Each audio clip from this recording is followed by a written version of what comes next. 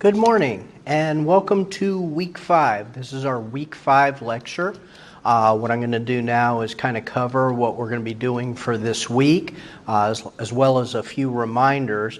I'll start out by reminding you guys that your argument essay is due July 31st, the end of this month. You guys do have a little extra time on this one as compared to your previous essays because it is a little bit longer. Hopefully you guys are well on your way to having this finished. But anyway, just a reminder, your argument essay must be submitted to Canvas by the 31st of July. What I'd like to cover today is discussing impromptu writing, and that's what today's entire discussion is going to revolve around. Impromptu writing is different than the types of writing that you guys have done so far throughout the semester. Throughout the semester, you've been given a prompt. You have about a week or sometimes a little longer to write these essays. Impromptu writing is writing very quickly on an assigned prompt. And the reason I want to talk about that today is because your final exam is an example of impromptu writing. So in order to prepare you for that, we're going to talk about impromptu writing. We're also going to take a practice exam, which I'll talk about in a little while. It's not weighted nearly as heavily as the final exam. And then we'll talk about some of the prompts that have been used in past ENC 1101 final exams, just to kind of give you a taste for what types of things you might be writing on for your final exam. So we're going to talk about the practice exam. We're going to talk about the final exam. I'm going to show you those examples of those prompts, as well as I have a handout. It's available under Canvas Module 5. That handout kind of details the do's and don'ts. There are suggestions on how to write a good impromptu final exam, and this applies to the practice exam as well.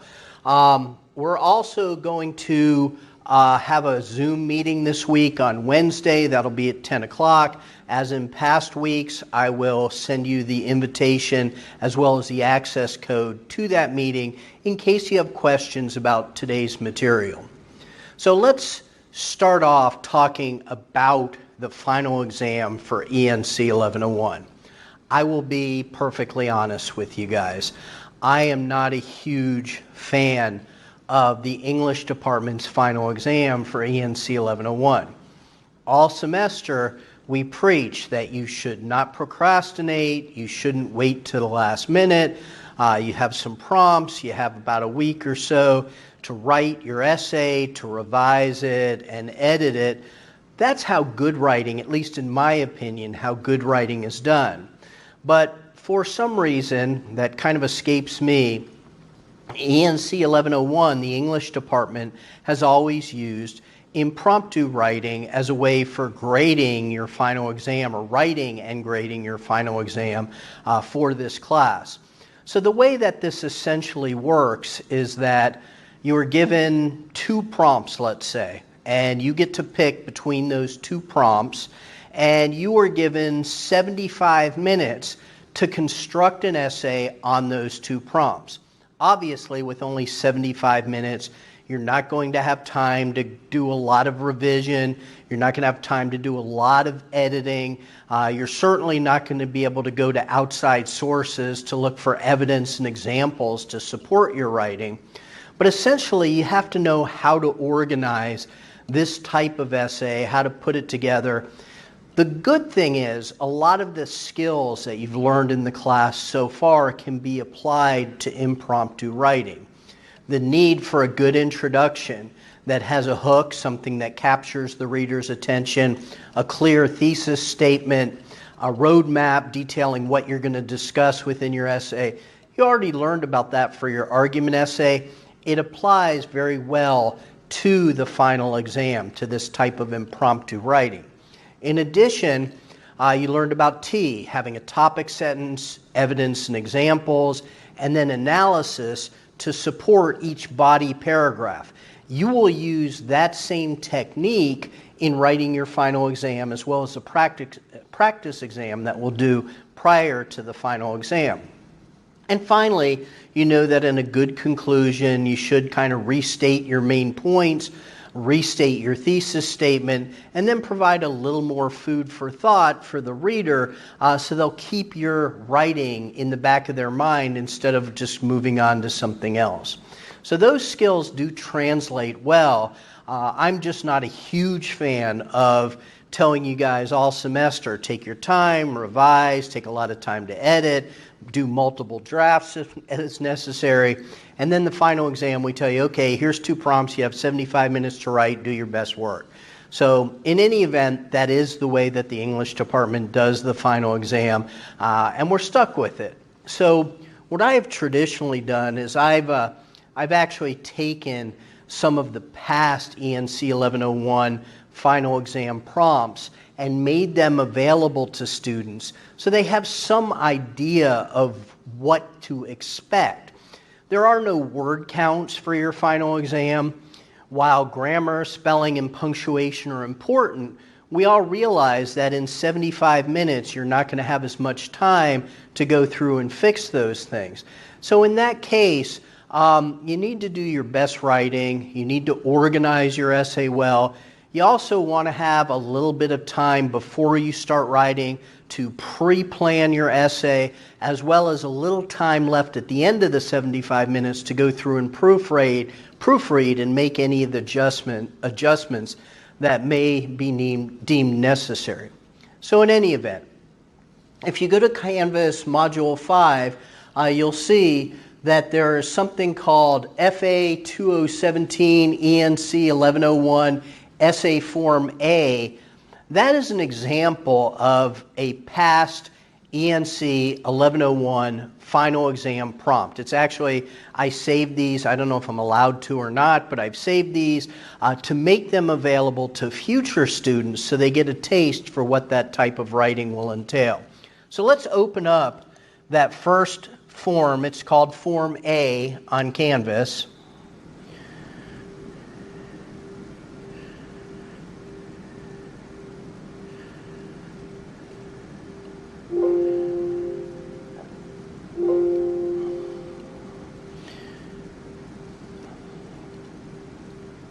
And we will go through this form and talk about it. We'll look at the examples of the prompts as well as some of the suggestions from the English department on how to do a good job writing this type of final exam. So this, as I said, is one example of past prompts from a previous final exam. And the first, well, let's start at the top with the directions. So I'll scroll down a little bit. It says, you'll have 75 minutes to plan, write, and proofread an essay on one of the topics below. Read the topics very carefully to make sure you know what they're asking you to do. And they put that in bold, all caps, so that you actually do take the time to make sure you understand exactly what the prompt is asking you to write about. It would be a mistake to look at the prompt kind of just very quickly and then start writing without thinking about what the prompt is asking you to answer. So let's look at the 2 prompts that were available this semester, this past semester for ENC 1101.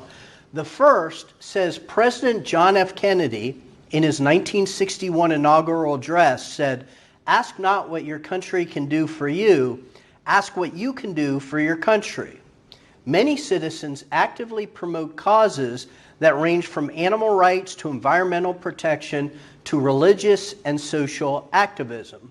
Are you committed to supporting a cause? Write an essay convincing readers of the importance of the cause you support and to committing time and resources to that cause that you support. Now, many of us are involved in different organizations, different causes. It could be the 4-H club. It could be a religious organization. It could be religious missions. It could be Black Lives Matter. It doesn't matter what the cause is. But this particular prompt is asking you to explain why it's important to be involved in a cause, then explain the cause that you're involved with, and then try to persuade others why that cause is important. So this is the one that most students have some familiarity with. I had students when this prompt was written, write about Habitat for Humanity. I've had other students talk about student activities and why that's an important cause in furthering education and things like that. So this prompt is asking you to identify a cause that you're active in, why it's important to be active in, and then perhaps to persuade others why they should get involved as well. So I said that you have two to choose from. That's one of the possibilities. The second is many colleges provide opportunities for students to engage in internships through their majors or through career placement programs. These internships are often unpaid or offer minimal compensation. Do student internships and professional positions provide valuable learning experiences, or are they nothing more than opportunities for employers to take advantage of cheap, dependable workers? So, you guys are a little early in your academic careers, but down the road, let's say you're going into accounting. You might take an internship in an accounting firm. You'll work a lot of hours. You'll learn a lot. You'll make good connections. On the other hand, the pay is virtually nothing. Sometimes there's no pay whatsoever. So the question that this prompt is asking you is whether internships are a good thing or whether you think they're just a way for employers to get a cheap source of labor. And this is a prompt that you could address as well. Now, you're definitely not going to get these two prompts for your final exam or for your practice exam for that matter. But I want you to look at the types of prompts they're asking you to write about. You don't have to be experts on a different cause, or you don't have to be an expert on internships, but you do have to take a position on these prompts and put forth an argument that suggests why someone should participate in a particular cause. Or if you chose the second one, whether you think internships are worthwhile or if you think that they're simply a way to get free labor for employers. So these are two examples of those prompts. Now, when we scroll down, and you have access to these prompts on Canvas, but I'm going to scroll down, and there are a series of instructions that are provided. And these will be provided to you again when you take your final exam as well as when you take your practice exam. It says, read the two topics again and select the one which you wish to write your essay. In order for your essay to be scored, it must be on only one of these two topics, and it must address the entire topic. So you want to make sure to thoroughly answer the prompt. Then it says, in your essay, you should introduce the subject and then either explain the subject you've chosen or take a position about your subject and support it. I recommend the second choice, taking a position and support it, because you've already learned how to do that in your argument papers. You've already learned how to come up with a clear thesis statement, then support that thesis statement with evidence and examples. You already know how to do that, so I recommend using that one for the prompts that you address. It says at least two evaluators will read your essay and assign it a score. They will pay special attention to whether you have addressed the topic as it's written, whether or not you have a clear thesis or main idea, whether or not you develop your thesis logically and in sufficient detail, whether you use well-formed sentences and paragraphs, use of language appropriately and effectively, and follow standard practices in spelling, grammar, punctuation, and mechanics. So essentially, they're asking you to come up with a thesis statement, support that thesis statement with evidence and examples, develop your paper, and then make sure that you use language that's easy to understand with a minimal amount of errors in grammar, spelling, and punctuation. That's what the people who are going to be grading your exam are going to look at. I will tell you now, I will be one of two graders for your exam. So I will give you a score, another professor will give you a score. Usually we agree pretty close, but if there is a wide diversion between the two, a third reader will come in and look at your exam as well. But in most cases, if they're close enough, they just take the average of those two scores. So those are the rubric. Those are what your professors will be grading on when they grade your final exam. It's also what I will be grading on when I grade your practice exam. Now, they also say, take a few minutes to think about what you want to say before you start writing. Leave yourself a few minutes at the end of the period to proofread and make all necessary corrections. Just like when you're writing your normal essays that we've done throughout the semester, I tell you guys to do a little bit of pre-writing. The same is true, although on a much smaller scale, for doing your final exam and for doing the practice exam. You have 75 minutes to write this essay.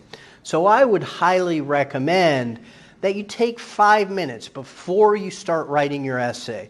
Perhaps scribble down some ideas or an outline, highlighting the key points you want to address, putting them in some sort of logical, organized fashion, and then using that as the framework for writing your essay.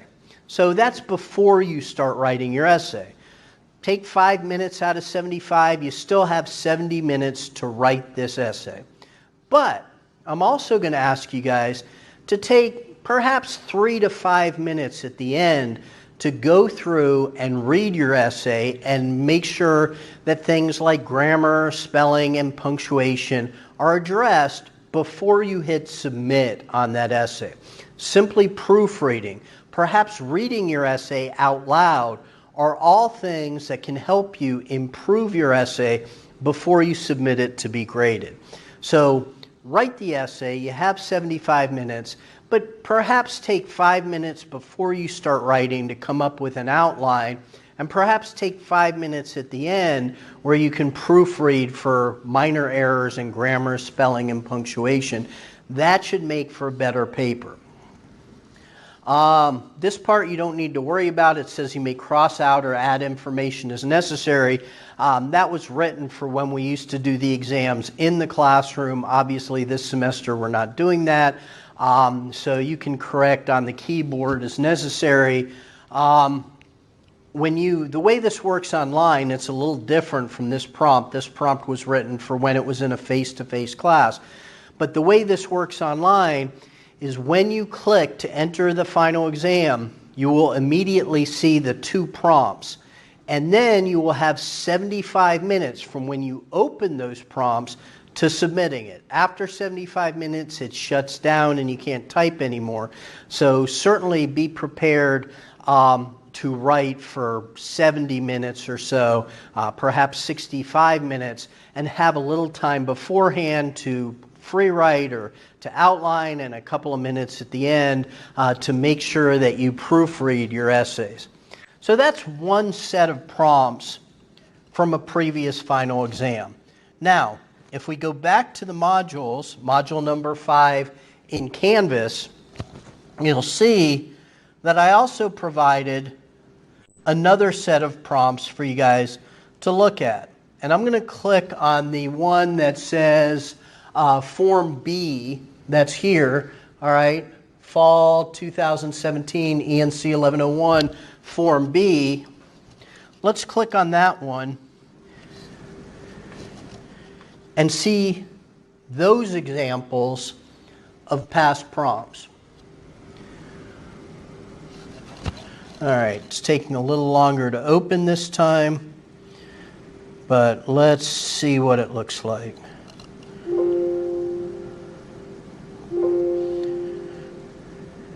Here we go. All right, so the instructions for this one are identical to the instructions on the last one, so I'm not going to spend any time going over the instructions again, but let's look at the actual prompts that were provided just to give you a taste for the types of prompts that the English department puts forward for your final exam. So topic 1, the first prompt, they have Muhammad Ali famously said, "Service to others is the rent you pay for your room here on earth. Many people volunteer their time to help others, either through nonprofit organizations, churches, or other charitable venues. Write an essay convincing others to volunteer their time. You might notice a pattern here, very similar to one of the prompts that you saw last time. But this would be fairly easy to write if you are involved, if you do volunteer in an organization. Could be the Boy Scouts, could be the Girl Scouts. I don't even know if they exist anymore. Could be student government, could be 4-H, could be a religious organization. It could be Habitat for Humanity. It could be a food pantry. Here, your job is to identify that volunteer organization and then convince others that it would be worthwhile for them to invest their time in that as well. So that's another example of a prompt put forward by the English department. Here's another one. All right, this is the second prompt on this set of prompts, and it says, access to social media, the rise of 24-hour news cycles, and the ubiquitous cell phone camera ensure the private life of a politician is hardly private. In your opinion, should we be so concerned with the private affairs of a politician or political candidate? State your position and support it with specific reasons and examples. All right, we all know that come November, we're going to be voting for our next president. With social media being out there, sometimes things come to light that shed light about that politician. In 2016, you might remember that there was a very racy video of Trump saying things that he did with women long before he was ever a candidate. The question is, are the private affairs, the private goings-on of a politician, are they important in determining his character, or are these best left to the side and we look at the politician away from what goes on in his or her private life? So once again, this is just another example of a set of prompts that are provided by the English department. Same instructions, take a few minutes beforehand to come up with an outline, write for 65 minutes or so, and then take a few minutes at the end to have time to proofread, perhaps read your essay out loud to catch any errors, go back and make corrections as necessary. Same exact instructions, but I just wanted you guys to see examples of past prompts.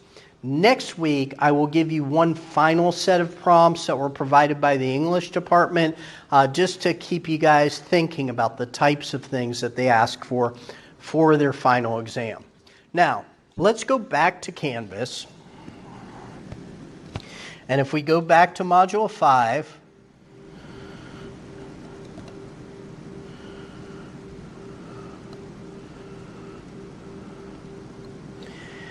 there's a handout that's available, and it's marked here, Final Exam Prep, Suggestions for Final. Those are suggestions that I've put together over, I guess, about the last 6 or 7 years on things that I have seen with students in ENC 1101 with their final exams.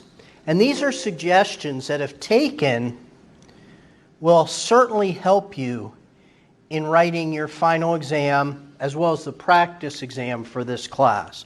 Now, one of the things that I always recommend to students that you can do in an online course versus a face-to-face course is to print this suggestion sheet, all right? Print it, have it in front of you, and that way, when you take the final exam, you can have it right next to you and use it as kind of a checklist or a check sheet or a cheat sheet or whatever you need, but something that you can check your own work with to see if you're following these suggestions in your final exam. So, there's a whole list of these suggestions. We'll go over them. Number 1, do not ask questions in an argument essay. Instead of asking questions, make statements. And it gives you an example. For example, instead of writing, why should we spend $50 billion to build Trump's wall, write, America should not spend $50 billion to build Trump's wall. One is clearly stronger than the other. So just like in your argument essays where I said, don't ask questions, especially in your thesis statement, don't ask any questions in your final exam or in the practice exam. Number 2, get rid of I, me, and my. All right, we've already discussed this when we talked about the use of pronouns in academic writing. If you go through your essay and you find you're writing I, me, or my in your essay, you're going about it wrong. Edit it, go through and change it to students should volunteer their time. Instead of saying I think that students should volunteer their time, just say students should volunteer their time. Take the I out of it. Also, get rid of you and we. Second person is not permitted in academic writing. So you certainly don't want to use you or we in a final exam that's going to be graded by English professors, right? So make sure not only that you get rid of I and me and my, but also there should be no you or we in this essay as well. Work on transitions. Now, I'm going to spend a little bit of time on this here because we haven't addressed it fully throughout the semester, but you want to make sure that when you go from one paragraph to the next, you smoothly transition between ideas. Remember, paragraphs are major ideas. There should be major ideas, only one major idea in each paragraph. So when you move from one paragraph to the other, it's important that we ease the reader into the next paragraph. So when you transition, most of us have learned things like next or in addition or also, words like that. Furthermore, we've all used those transitions. Those are pretty basic.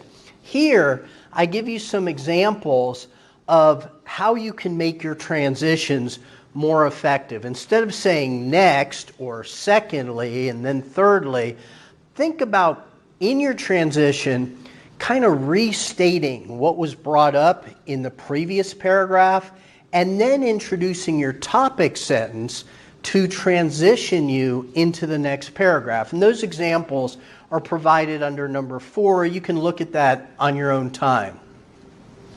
Next, have at least 3 points of support in your roadmap. And then correspondingly, you'll have 3 body paragraphs plus your conclusion. Many examples in the past, students only come up with 2 points of support in their roadmap. I would suggest 3. Here's an example. All right, let's say you decide to write on one of those prompts that says why it's important to volunteer. All right, so your thesis statement should be something like this. Volunteering is critical to the well-being of society. That's your opinion, that's your thesis statement. Now here's the roadmap. Volunteering is critical to society because it helps those who are less fortunate, number 1. It helps us become better human beings, number 2. And number 3, it helps us establish connections for when we go out into the working world.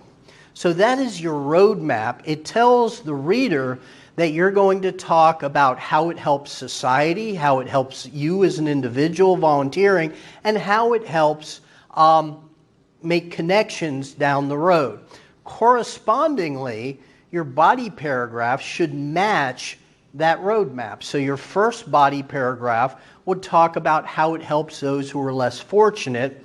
Your second body paragraph would talk about how it helps you as the individual by learning skills or doing good things. And third, it tells how you can make connections down the road. So it's important that you have a good roadmap. We have discussed that already, but I want to reinforce it here for your final exam. Spend a minute or 2 developing a decent hook. Remember, you want to capture the reader's attention. When you start the essay, you don't want to say, my essay is about why it's important to volunteer. So talk about perhaps using the quote that's in the prompt or something else that you can think about volunteering, or telling a very brief story about volunteering. Those are all things that are more effective than simply starting out, this essay is about why it's important to volunteer. So come up with a decent hook. The conclusion should do more than just summarize. A lot of times in student essays, and I don't just mean impromptu writing like this example, when I get to the student's conclusion paragraph, it looks like it's kind of been ignored, or there's not much of an emphasis on it.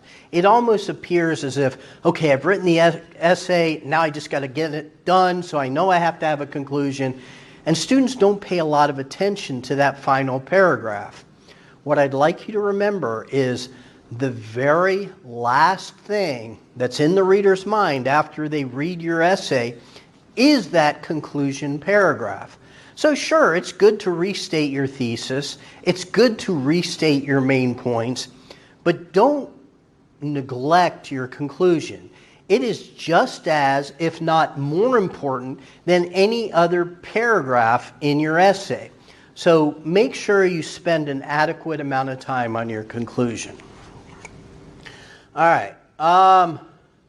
Make sure you clearly state your thesis. Remember, we did the PowerPoint on having an effective thesis. Here it says, instead of many people believe that Trump's wall should not be built, write Trump's wall should not be built. The first one, many people think it shouldn't, is not a thesis statement. It's not telling us what your opinion is. But when you say Trump's wall should not be built, that is clearly your opinion, and you're going to go about and support it. Make sure to thoroughly answer the prompt. Utilize your time coming up with arguments to support your point. Add additional examples for support. Come up with an additional argument. Be thorough. It's your responsibility to convince the reader that your position is correct. You want to be persuasive in these final exams. Your readers are going to be college professors, all right? You want to convince them that they should join this volunteer organization, or that social media should be reformed or needs to be better regulated. It doesn't matter what the prompt is. It's your job to convince the reader why it's important that your thesis statement is true. So anyway, I recommend this suggestion sheet. Have it next to you, have it printed, and when you take your practice exam and when you take your final exam, kind of just skim through it beforehand, keep it there, and then at the end, after you've written your essay, kind of go through and make sure there is no I or we or you or me or my. Make sure you have a good intro. Make sure your body paragraphs have T in it, topic, sentence, evidence, and analysis. Make sure your conclusion is a little better than just restating your thesis and your main points. This will help you. And unlike face-to-face classes, where you're not allowed to have anything on your desk when you take your final exam, you can print this, you can have it next to you, and then take your final exam. So, we've covered today why we do this impromptu writing. We've seen examples of prompts from past final exams, and I provided you guys with some suggestions on how to write an effective impromptu final exam. These are just suggestions that'll help you guys get higher scores. I also need to remind you guys that we will have a Zoom meeting this week. It'll be on Wednesday, be at 10 o'clock. It is optional. I will send you guys an invite as well as an access code. So if you have questions, attend the Zoom meeting, or you can Canvas inbox me and I will answer your questions then. I realize this is a short lecture this week, but I do want you guys to have a little more time writing for your argument essay, as well as starting to think about your final exam and the practice exam, which are upcoming next week. All right. Hope you guys have a good week. Like I said, questions, feel free to contact me, and I will see you guys next week. You guys take care.